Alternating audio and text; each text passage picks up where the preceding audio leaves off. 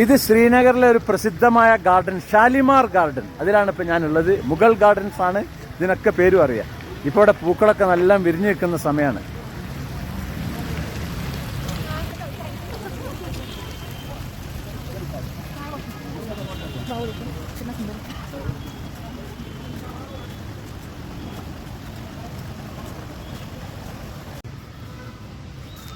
അക്കാണുന്ന മലയാണ് സബർമതി പർവ്വതനിരകളാണ് കാണുന്നത്. അവിടുന്ന് ഒഴുകി വരുന്ന വെള്ളമാണ് ദാൽ തടാകത്തിൽ ഇതിലൂടെ പോയിട്ട് എത്തുന്നത്.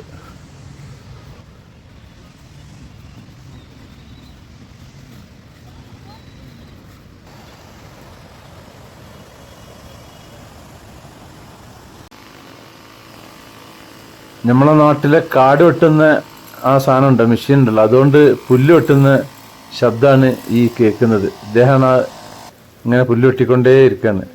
നല്ല മെയിൻ്റെനൻസ് ആണ് ഇവിടെ നടത്തുന്നത്. അടിപൊളി പേർഷ്യൻ മോഡലിലാണ് ഈ പൂന്തോട്ടം ഉണ്ടാക്കിയിട്ടുള്ളത്.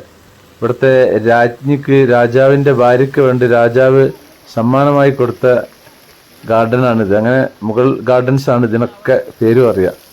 എല്ലാ ഗാർഡൻസിനും മുഗൾ ഗാർഡൻസ് എന്നാണ് ഇവിടെ പൊതുവെ പേരും അറിയാറുള്ളത്.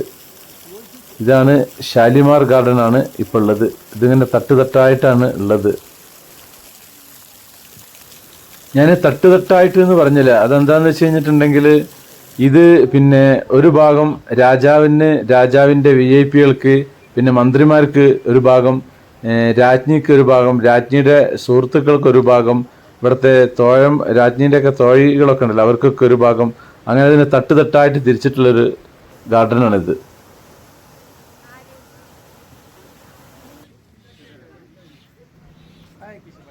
ഇതൊരു മരമല്ല പുല്ലും അല്ലാത്ത ആ ഒരു സാധനത്തിന് മുകളിൽ അള്ളാന്ന് അറബിയിൽ ഇങ്ങനെ ഒരു കട്ട് ചെയ്ത് ഉണ്ടാക്കിക്കുകയാണ്. ഇതിങ്ങനെ പല സ്ഥലങ്ങളിലും ഉണ്ട് ഈ ഒരു ഇതുപോലെ അള്ളാന്ന് കൊത്തി ഉണ്ടാക്കിയിട്ടുള്ളത്. പുല്ലുകൊണ്ട് കത്രി കൊണ്ട് വെട്ടി ഉണ്ടാക്കിയതാണത്.